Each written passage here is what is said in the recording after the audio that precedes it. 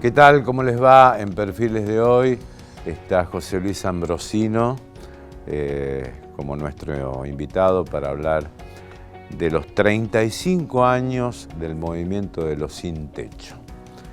Un movimiento muy importante en Santa Fe para combatir la pobreza, mitigar lo que son los efectos de una población careciente, de eliminar los ranchos en la ciudad de Santa Fe. Bueno, su mentor principal, su fundador y orientador de este movimiento fue el padre Atilio Rosso, sacerdote, químico, egresado de la Universidad Nacional del Litoral. Adhirió en su momento también al llamado movimiento de sacerdotes del tercer mundo, es decir, hundir la sotana en el barro para comprender los problemas de los barrios más carecientes de Santa Fe. Y José Luis, bueno, continuó y tomó a su cargo con una gran responsabilidad la idea, lamentablemente hoy, de continuar con el movimiento de los sin techo, ¿no? Como él mismo dijo, bueno, ojalá este trabajo ya sea prescindible y que estemos combatiendo realmente la pobreza, que es un crimen en nuestro país. Enseguida, José Luis Ambrosino con nosotros.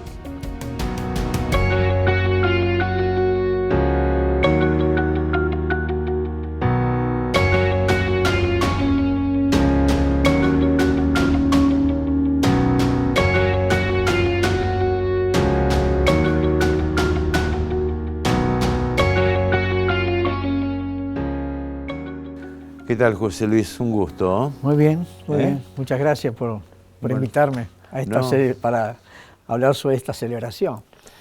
Sí, la palabra es celebración, te pregunto. ¿Debería ser celebración 35 años luchando para que la gente no tenga ranchos? No. Sí, seguramente, recién lo comentaba con algunos colegas, sí. Es una celebración porque para nosotros, digamos, es retomar fuerzas, es recomponer nuestras expectativas de esperanza, porque es un trabajo donde si esos dos aspectos no se tienen, es muy difícil, ¿no?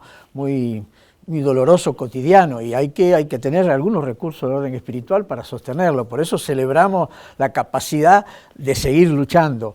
Pero realmente la celebración final sería que el movimiento de los sin techo ha cumplido su ciclo y la sociedad política o la política ha encaminado las soluciones de tal manera que estas manifestaciones de extrema pobreza ya están prácticamente reducidas a cero, ¿no? ¿Te animás a contarnos cómo nace el movimiento de los sin techos y cómo te involucraste personalmente en este tema y por qué? Claro. Bueno, el padre Rosso llega a Santa Fe después de que fue sacerdote en el año 67. Yo entro a la universidad acá en el año 65. En el 66 recordemos que se produce el golpe de Estado de Ilia. Bueno, después llega el padre, bueno, llega con 38 años. Ustedes lo conocen, la fortaleza del trabajo, lo que era un toro a los 78 años, con muchas ideas de transformación, de mejoramiento. Él trabajó mucho en la universidad, yo trabajé mucho con él en la formación de estudiantes universitarios, en la formación de una tecnología nacional, en la transformación, en la buena orientación de la ciencia y la tecnología al principio. Después, con el tiempo, ya sobre la década del 70, fue visualizando la realidad de Santa Fe, de esta realidad cruda de los sectores más pobres, y siempre con su visión de estadista que tenía, porque siempre veía 20, 30 años más adelante que nosotros. Muchas de las cosas que él hablaba hoy se están concretando y él ya las empezó a manejar en aquella época. Bueno, empezó por la necesidad de estos sectores pobres, yo me acompañé en el trabajo con él, y empezó por la parte educativa, que como se dice y se sigue diciendo ahora, que la solución definitiva es la educación. Entonces veía que muchos hombres y mujeres de los barrios no tenían educación, ni primaria terminada, ni secundaria, ni ningún tipo de capacitación. Entonces empezó con los cursos de oficio para capacitar a la gente, y después cuando empezó con los cursos de oficio, visualizaba la vivienda, y después cuando trató de hacer algo en la educación con los jardines, veía que los chicos en la casa no tenían ni una mesa para sentarse, entonces se fue haciendo un manojo de necesidades educativas, necesidades de educación, necesidades de salud, muchas campañas por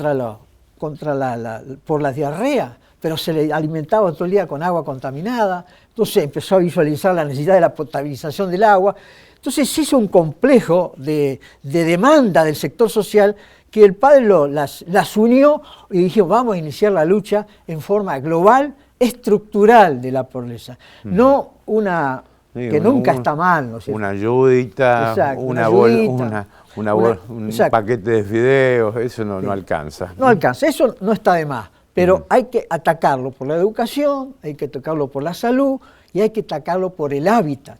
Porque el hábitat en el rancho, que era el hábitat habitual, todavía había ranchos en aquella época de adobe, ¿no es cierto? No era nada para poder iniciar una elevación de la persona. Entonces empezó a hacer una serie de tipos de experiencias, yo colaboré con él en la parte educativa, en la parte de cursos de oficio, él me fue delegando a mí la parte de la educación de universitario, pero conviví siempre en la problemática que vivía. De manera que llega, por ejemplo, con el tiempo bueno, yo no estuve acá en el tiempo de la dictadura del 76 porque obligadamente me tuve que ir de Santa Fe, yo tuve un lapsus que no estuve con él, cuando vuelve la democracia, él seguía trabajando a pequeña escala con todo este problema y en la democracia se produce un poco una explosión, la libertad que se nos genera de llegar tranquilo a los barrios, poder salir tranquilo de los barrios, no ser acusado de subversivo, sino trabajar con el mundo, produce un poco una explosión del movimiento, ¿no es cierto? Ajá. Y ahí es donde el padre Rosso encadena todas las obras y empieza a atacar el frente educativo, el frente laboral, el frente de hábitat, el frente del agua potable, el frente de la luz, y hace realmente un complejo que crea una movilización.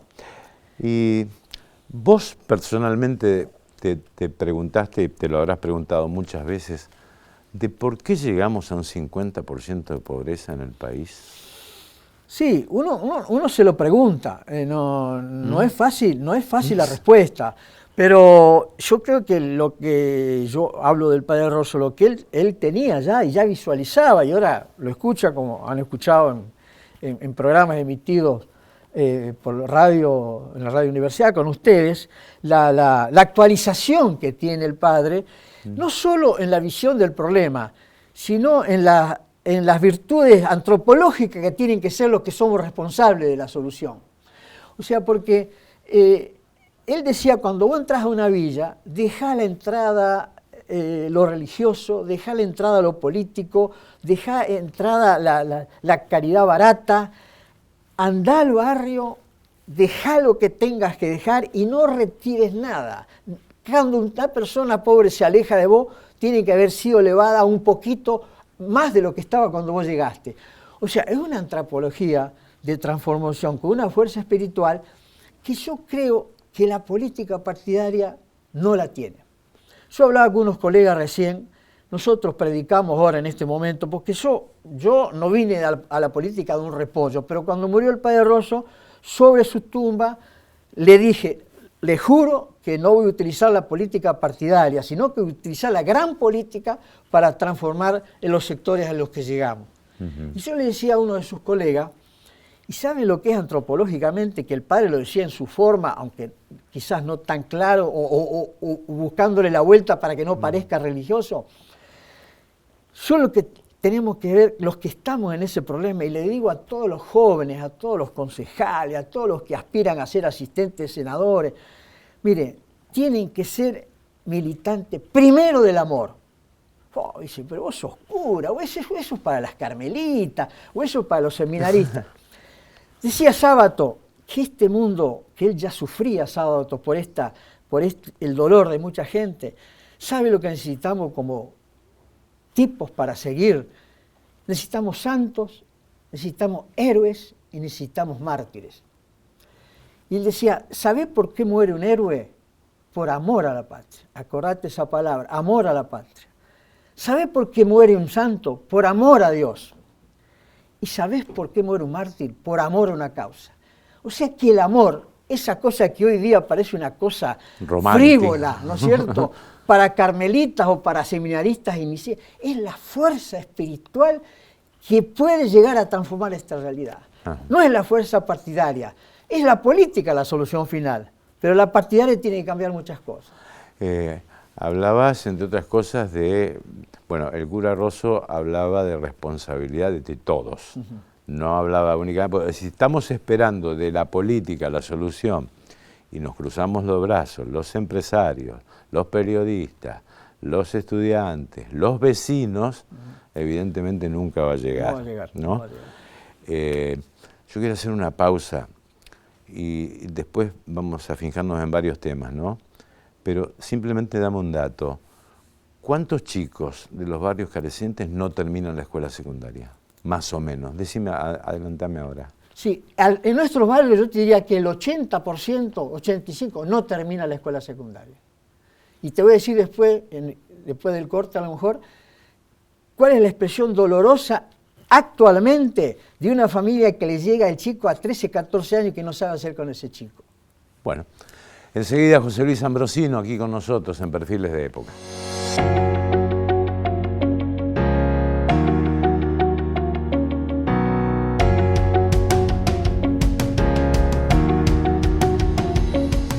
Seguimos con José Luis Ambrosino, coordinador general, y juró sobre la tumba de Atilio Rosso continuar el legado, y lo están continuando. Lamentablemente decimos porque lamentablemente también se incrementan los índices de pobreza y marginalidad en el país y en Santa Fe.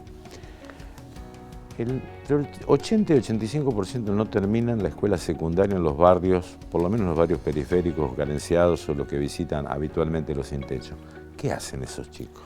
Mire, justamente le comentaba a unos colegas una experiencia que he tenido ayer con unas madres, que son madres de 18, 20, 22 años, que las conozco desde que han nacido y que les llevaba caramelos para la Navidad con el padre Rosso. Están asustadas porque el chico le termina la primaria. No saben qué hacer con su hijo de 14 o 15 años. Porque en la extrema pobreza, la necesidad de vivir el presente perpetuo no les permite en familia llegar a tener aspiraciones donde el secundario es un camino para clase media, media alta, un camino obligado para seguir una línea de ascensión social, ¿no es cierto? Pero ellos tienen miedo porque la carencia permanente de las necesidades básicas hace que el chico ese no tenga intereses de perder el tiempo, entre comillas, en un secundario, sino de tener recursos rápidos a manos de ingreso. Porque es un chico de 14, 15 años que ya hormonalmente ya desarrolla toda su potencia, la chica de 16, 17 años también está en condiciones de ser mamá.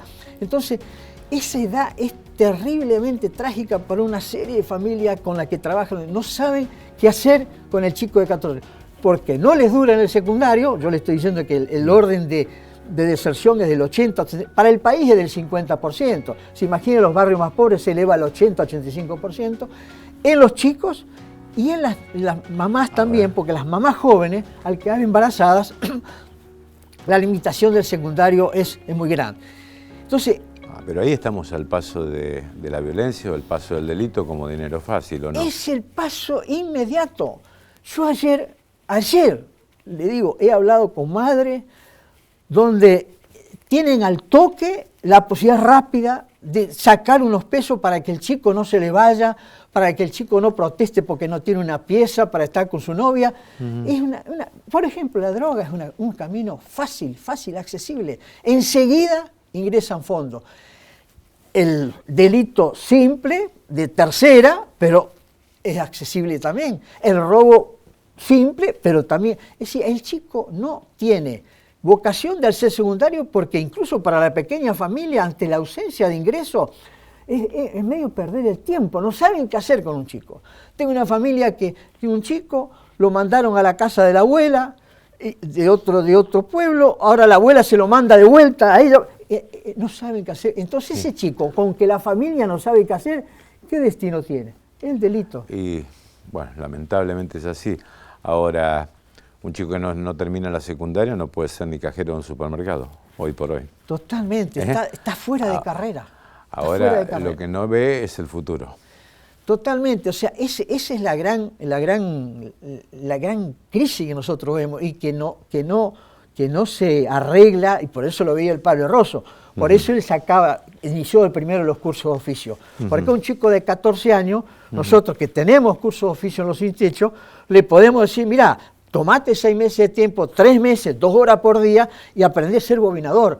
Y eso se logra, pero esas decisiones de esa política educativa para ese sector medio pobre tienen que ser decisiones políticas transformadoras, pero no ventas de humo, porque si vos lees los diarios, escuchás programas de televisión, este problema está resuelto, porque hay cursos para acá, pero los pobres no saben dónde ir, los chicos de 14 años, la madre no sabe qué hacer y el chico lo resuelve por el lado del delito.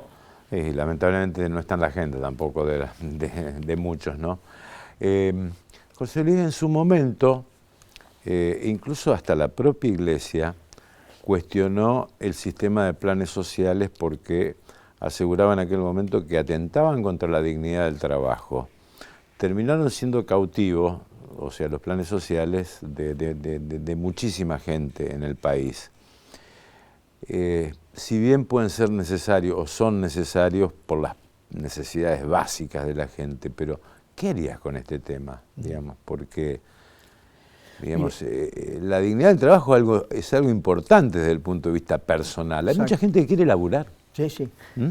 Yo le digo, acá el problema de la pobreza, donde dentro del 40% de la pobreza vos tenés alrededor de un 10% indigente, que los tenés dentro de la pobreza, ¿no es cierto? De ese 40%, el 10%. Yo creo que hasta que los índices de indigencia no sean prácticamente tirando al cero, o mínimo, cualquier tipo de plan social de estos que están funcionando, para la indigencia hay que sostenerlo, porque hay un derecho humano fundamental.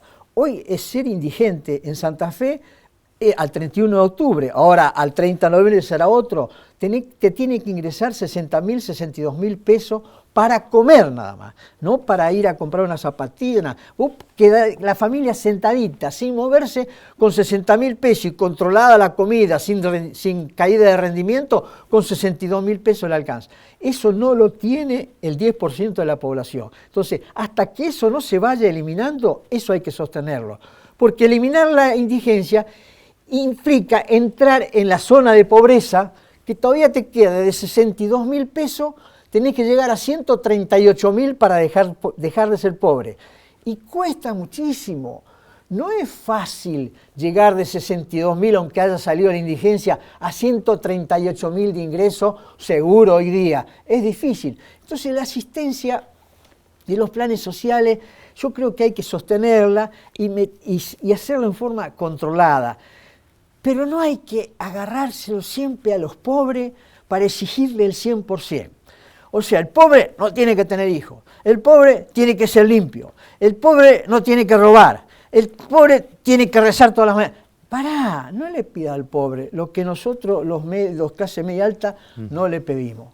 Mire, esta cuestión actual que hay, de los 2.700 planes sociales que se encontraron que compraban dólares, bueno, yo le digo, está bien y no pueden ser, pero ojo al Cristo que es de vidrio, dicen los clericales.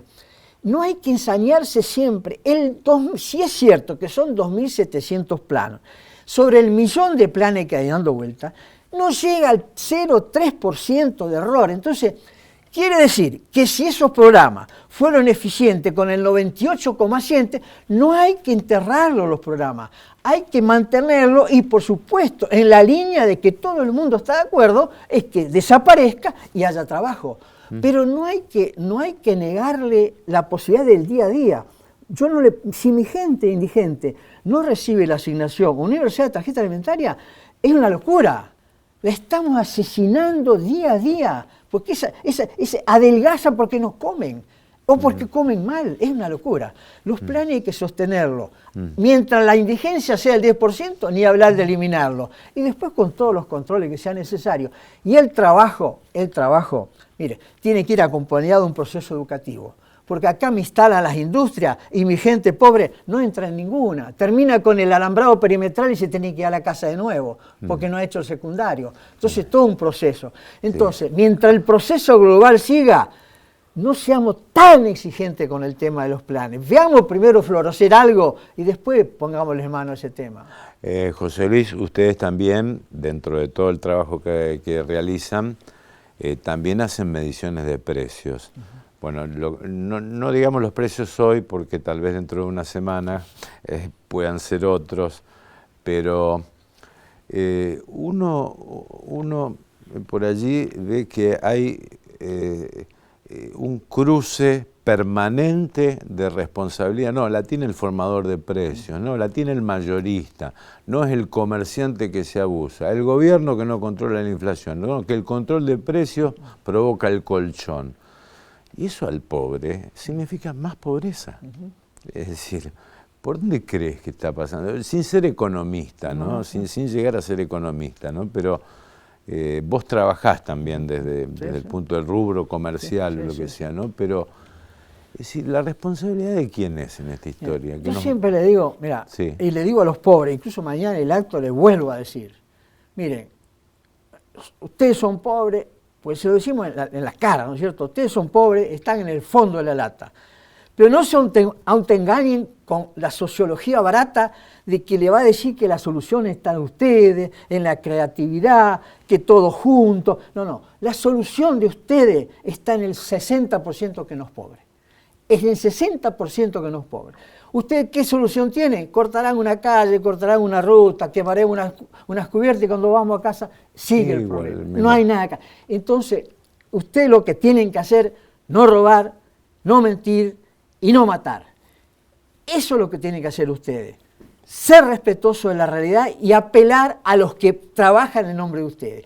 Y a los que no son pobres, yo les diría, yo no soy pobre, yo soy ingeniero químico y trabajo en la industria y trabajo en la formación de precios y para más soy el que hago los costos. Entonces sí, sé claramente cuándo puedo meter para explotar una situación adversa y cuándo no lo tengo que hacer porque no ayudo a solucionar el problema. Entonces, yo lo sé porque lo hago. Entonces, toda esta especulación, y yo me cubro, le pongo el 60, le pongo el 80, le pongo el 90, todo eso es la decisión política, la decisión económica, todo eso es responsabilidad del 60% que no es pobre. Y yo le digo, como decía el Padre Rosso, hasta que no tengan una antropología de llegar a los pobres, pero no sacándole, sino dejándole algo, no se transforma. Hay que tener una audacia transformadora, hay que aceptar que esa persona no está así porque quiere, porque es un malvado a conciencia, es el resultado de la pobreza. No nos indignemos contra el pobre, indignémonos con la pobreza. Y los que tenemos decisiones, sabemos hasta cuándo podemos hacer macano o no. ¿Confías? Nos queda un poquito tiempo, ¿no? Podríamos estar hablando horas, ¿no? Todavía en la movilidad social en la Argentina que se dio en otras épocas, es decir, porque hay una estigmatización por allí de la clase pobre, de decir, no, este no va a llegar nunca a ningún lado y su único futuro es tal vez salvarse con el fútbol. No, pero hay gente que se esfuerza y llega también, ¿no? ¿Cuál sería el valor a inculcar en el tipo que dice, bueno, pero yo me voy a esforzar, y voy a llegar? Y yo tengo compañeros de estudio que eran muy humildes y estudiaron hasta en la universidad, ¿no? Y llegaron. Sí, yo creo que ese es un problema cultural que hay que cultivarlo desde el jardín de infantes, como una expectativa posible, la elevación de todos, no de un sector nada más. De cualquier manera, a diferencia de la cultura que estaba cuando yo era chico, porque era otra la cultura. Yo era hijo de un hombre que tenía segundo grado, que era jefe de montaje de una fábrica cosechadora, donde se levantaba a las 7 para tocar la sirena, volvía a las 12 para tocar la sirena, a la 1 comía, corría, y yo vivía en ese mundo, de la sirena, del trabajo, del overol, del casco, era todo, en ese mundo cultural yo creo que a mí me quedaba la necesidad de, bueno, mi papá tenía segundo grado, los hijos teníamos que hacer por lo menos secundario y no quedarnos ahí, ser universitario y ser ingeniero, eso era la movilidad como la del Padre Rosso, que el Padre Rosso fue doctor en química, claro. El papá tenía una industria de rodillos ahí en Leones y la idea era progresar. Yo creo que esa cultura no existe y no se va a dar por la gravedad de la herencia de la pobreza. Nosotros tenemos una frase que vamos a colocar mañana en el acto, donde el padre decía, quebremos la herencia de la pobreza, con el amor como fuerza, la educación, las obras y el trabajo como instrumento. Esa idea del padre Rosso es la que tiene que cultivarse. Ahora, es muy difícil que salga de la pobreza actual. Esa hay que, de alguna manera, los que no somos pobres, tratar de incorporarla a ese mundo. Bueno, le agradecemos a José Luis Ambrosino, que dirige el Movimiento de los Sin Techo, a 35 años de pelear en Santa Fe. Bueno, un agradecimiento a Maggie, a Rodri y a Agustín, y nos encontramos nuevamente aquí en Perfiles de Época. Gracias.